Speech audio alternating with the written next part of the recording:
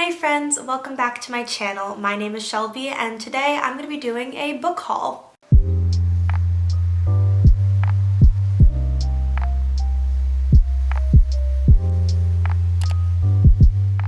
I've kind of been calling this my fall semester book haul because these are all the books that I have acquired since the beginning of the school year. I have actually read some of the books in this haul, but others I have not read, and it's kind of an ambitious goal of mine to finish all of them by the end of the year, so wish me luck with that. Some of these books are from subscription boxes, and some of these books have been gifted to me by myself. So because there are so many on this list, we are going to get started with the books that I've gotten in subscription boxes. The first two books on this list were included in Fairy Loot's August box, the first of which being After Love by Tanya Byrne. This book follows a girl named Ash who dies in a horrific car crash and then is offered the invitation to become a Reaper. Even though she accepts the position of Reaper, she cannot forget her first love named Poppy, and Ash is determined to do anything to get back to her. This book looks super wholesome and wonderful, a paranormal romance. I personally really like the trope where one half of the couple is dead and the other is alive, so I think this is going to be such a cute romance.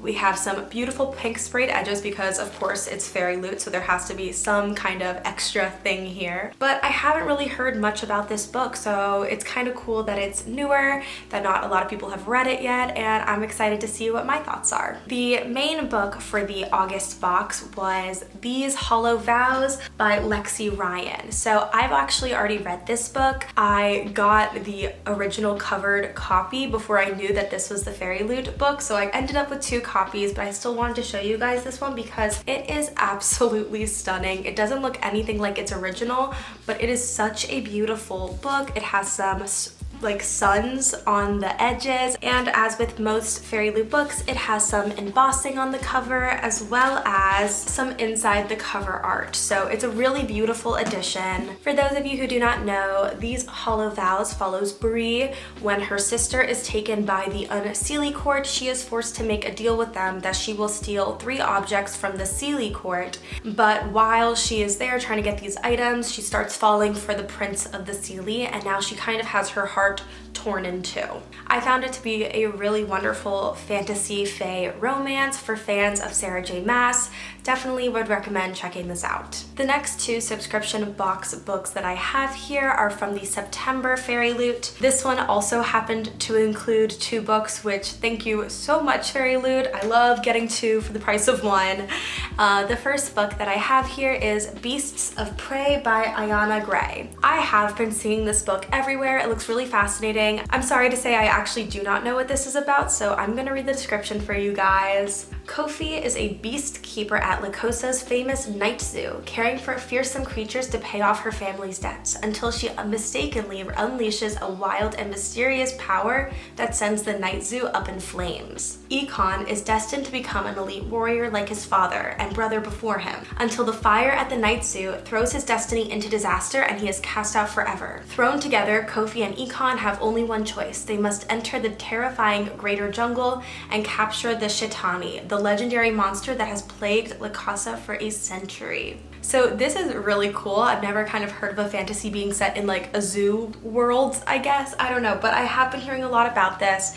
It's supposed to be really great and I'm really excited to read it. The main book for the September box was Defy the Night by Bridget Kemmerer. I really liked A Curse So Dark and Lonely by Bridget Kemmerer, and this is her new series that looks so amazing. I love the purple sprayed edges and the cover, and it's supposed to be this epic rebellion fantasy. This book revolves around Tessa, who works at an apothecary making this cure for this sickness that has plagued her kingdom, but then there is a rumor that the healing mixture that she makes is not working anymore, so people start to rise up in rebellion because they are not getting treated for this illness, and Tessa has to go on this journey to kind of help all these people. It looks super good. I think that the artwork looks beautiful on the inside cover. We got it right here. It looks really good. So so it seems that there'll be like a romance element, I guess, which of course I am always here for. And overall, I'm just really excited to dive back into Bridget Kammerer's writing. She writes really intricate and beautiful fantasy worlds, and I'm super excited to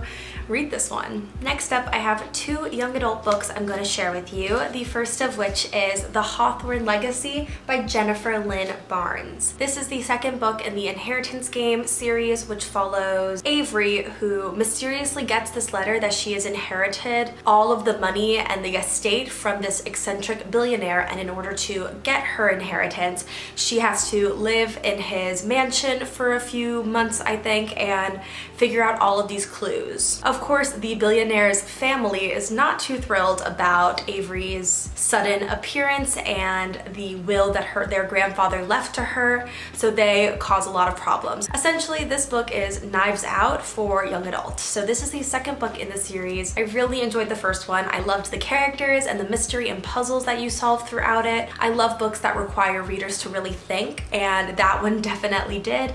And I've heard nothing but good things about this next one, so I'm really excited to get to it. The next young adult book I have here is Ace of Spades, and this is by, I'm going to pronounce this wrong and I feel very bad, Farida Abike Iyamide. Once again, horribly sorry if I mispronounced that.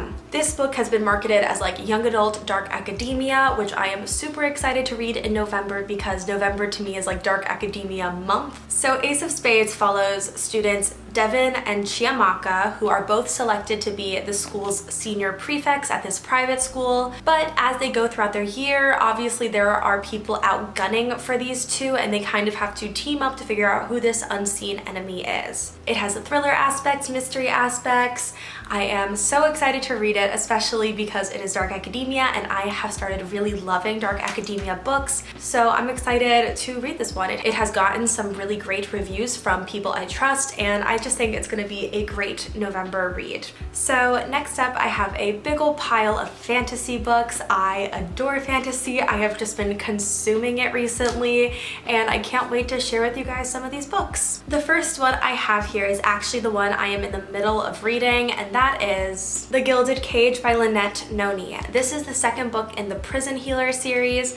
I read The Prison Healer earlier this year and absolutely loved it. I fell in love with the world and the characters and the writing. It was just such a good book to me, and I am so excited to be reading the sequel book right now, and I am loving it just as much as I did the first one. The Prison Healer series follows Kiva Meriden, who has been imprisoned in this horrible death prison called Zalindov for 10 years. She was brought there with her father, but he unfortunately didn't survive, and Kiva has protected herself by making herself invaluable to the prison as its healer. So anytime someone gets injured in the prison, they come to Kiva. One day, the notorious rebel queen is brought into the prison, and she is sick and not really in the right head, and they sentence her to a trial by the elements, where she has to face these 4 different elemental trials, but she is in no shape to do so.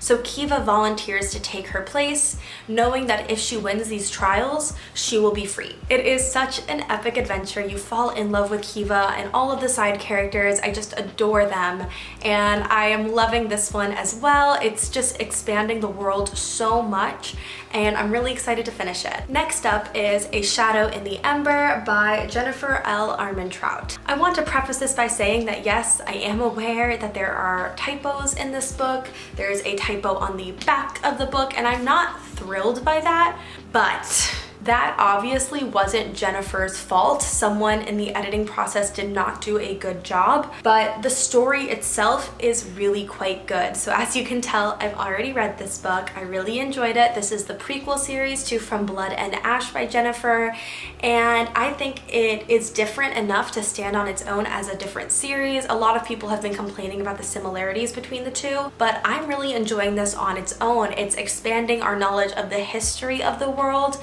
and the romance felt like something new and different to me, and I really enjoyed it. So yes, despite the fact that there are typos and it wasn't well edited, I am enjoying the story. Next up is another book I've already read, and that is Kingdom of the Cursed by Carrie Maniscalco. This is the second book in the Kingdom of the Wicked series, in which we follow Amelia DiCarlo, who is a witch living in an island off of Sicily, when her twin sister is murdered and she is forced to team up with one of the princes of hell to solve the mystery. This book also was a really amazing sequel. It really did expand the world and the mythology of this fantasy series. I love Carrie Maniscalco's writing. I loved her writing in Stalking Jack the Ripper, and I like to see that she's expanding her genres by going into fantasy, and she's doing it really well. So I really enjoyed this book. I thought it was the perfect blend of like historical fiction and magic and all goodness and romance. It's definitely a little bit on the sexier side, but it's just a really great series that I highly recommend. Next up, we have 5 Dark Fates by Kendare Blake, which is the final book in the 3 Dark Crowns series. I have been reading this series since I think freshman year of college, and I am finally now getting to the last book, which I'm very excited about. It kind of feels full circle in a way, I guess. 3 Dark Crowns takes place in this fantasy world where every couple of years, a queen gives birth to 3 princesses, each with equal right to the throne. They are all sent to live in different corners of the island, and on their, I think, 16th birthday, they have to fight each other to the death to decide who will be the next queen. This is kind of a dark fantasy. It was so amazing. One thing I really liked about this series as a whole was the world building. I thought the descriptions and the magic systems were so interesting, and even though the characters sometimes annoyed me, it was the world that Kendare Blake created that kept me coming back to the series. And now I'm finally on the 5th one, and I really love it, and I'm so excited to kind of finish off this series because it has taken me so long to read. But overall, I'm very excited to get to it. The next book is also a sequel. I have a lot of like sequel books in this haul because I'm in the middle of so many series right now. It's kind of ridiculous. But it is Namesake by Adrienne Young. This is the second and final book in the Fable duology. It's a pirate ocean adventure that follows Fable, who wants to be a captain of a ship, but when she was young, after her mother died, her father left her on this thieving island full of criminals and told her to survive, and if she could get off the island, that she could come with him and be a pirate with him. But like many years have passed, she's learned to survive, and she finally gets off the island and goes in search for her father. This book is so cool. I love a pirate adventure. I loved Fable's character. It was just such a good, quick fantasy read. It was just really fun. I don't remember too much about it. I definitely have to brush up on what happened in the first book before I start this one, but I'm also really excited to finish out this series. The final fantasy book I have here is Gilded by Marissa Mayer. Marissa Mayer wrote the Lunar Chronicles series as well as the Renegades series, so I'm really happy that she's going back to her fairy tale roots for this one. Gilded is supposedly a Rumpelstiltskin retelling, which I am super excited about. In this book, we follow Cerilda, who was cursed by the gods to spin all of these fantastical stories. But one day, this king, this like dark goblin king, discovers her talent and kind of kidnaps her and forces her to turn straw into gold. That is about all I know about it, but obviously it has very similar elements to the original tale of Rumpelstiltskin. I'm super excited to get to it. This is an established author that I already know I love, so I'm really excited to see where she takes us in this new series. That is it for the fantasy pile. Now we're gonna move on to a few romances that I have picked up. The first romance I have recently picked up is The Matzo Ball by Jean Meltzer. This is a Hanukkah themed rom-com, which is super cool. Usually around the holidays, I do end up picking up a lot of Christmas romances because those are what's available. So I was super excited to see a Hanukkah themed romance in Barnes & Noble.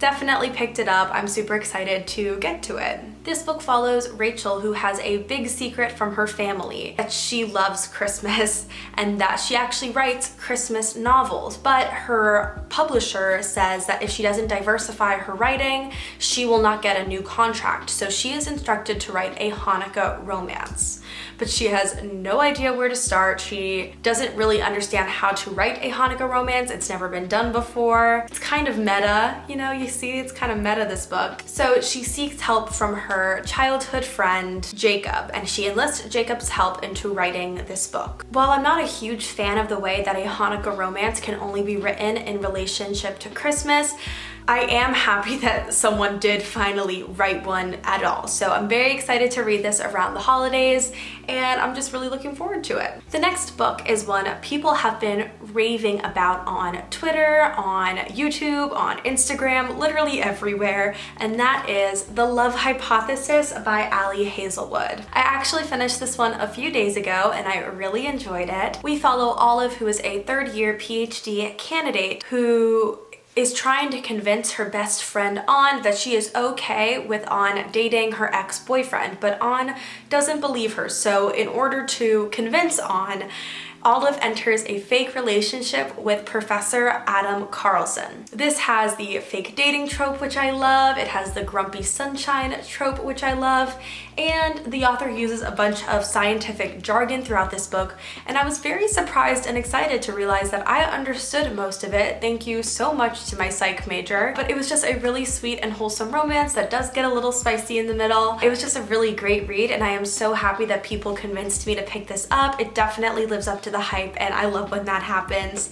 But yeah, I really enjoyed The Love Hypothesis. The next romance I have here is Isn't It Romantic by Lyssa Kay Adams. This is the fourth book in the romance book club series by her, which is a series that I absolutely adore. You have probably heard me talk about it a lot on this channel. I'm a huge fan of it. And in this book, we follow another member of the Bromance Book Club named Vlad, who is a hockey player. Each book in the series follows a different romantic trope, and in this one, we are getting a fake marriage trope.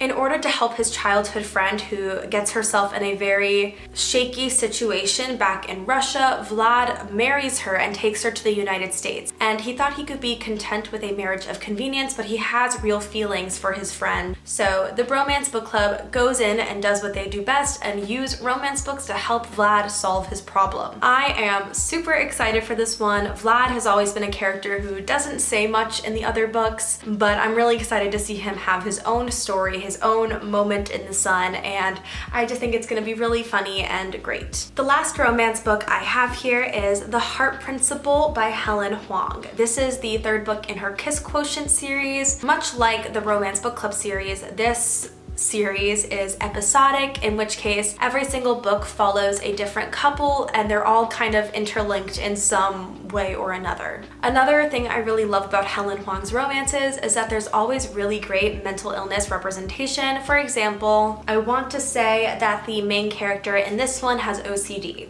In this book, we follow a girl named Anna Sun who has recently achieved like YouTube fame and really struggles with recreating that same momentum, which is really bringing her down, on top of the fact that her boyfriend suddenly wants an open relationship. So Anna decides to embark on this series of one-night stands, and she ends up with Quan Deep, and they embark on this crazy one-night stand adventure. I love Helen Hoang, I love her writing, and I know I'm gonna love this one. I have been waiting for its release for so long, and I'm so excited to finally have it. So I'm just really excited to read The Heart Principle, and I highly recommend checking out the other books in this series. All right, friends, I have two more books for you guys, and they are both graphic novels. So the first graphic novel I have is The Seance Tea Party by Raymina Yi. The Seance Tea Party follows Laura, who is kind of down about not having many friends, so she decides to hold a seance tea party and she makes a ghost friend with the ghost who has been living in her house for most of her life. This book is super autumnal and the artwork is beautiful. I mean, look at this. It's just so pretty, and I'm so excited to read this. This is a middle grade graphic novel. I was inspired to pick this up when I saw Olivia from Liv's Library pick it up,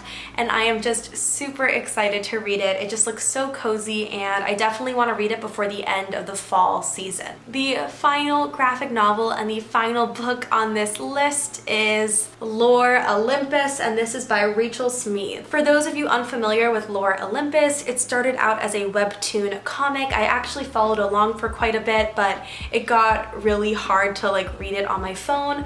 But then I heard that they were creating an actual graphic novel of this story, and I knew I had to pick it up. Lore Olympus is a modern retelling of a bunch of different Greek mythology stories like Hades and Persephone, Cupid and Psyche, mythology, and so many more. And I love Greek mythology. I am obsessed with it, you could even say. So anytime I see a contemporary retelling, or just a retelling at all of Greek mythology, I have to jump on that bandwagon. So this is all taken directly from the webtoon comic and created into this huge volume, and apparently it is only the first volume, so I actually don't know how many installments there will be, but this is the first one and I am so excited to read it in a book format. And that is it for my fall semester book haul. I am not even going to attempt to lift all those books because they will end up everywhere, and the last thing I need is damaged books. Let me know down below if you have read anything from this haul, what your thoughts were, or if you've gotten any books recently, let me know down below. And yeah, that is it for this video. I hope you guys enjoyed. If you did, please don't forget to like, subscribe, and comment. Hit the notification bell to get updates on when I post. I post every single week, and I'll see you guys in my next video. Bye!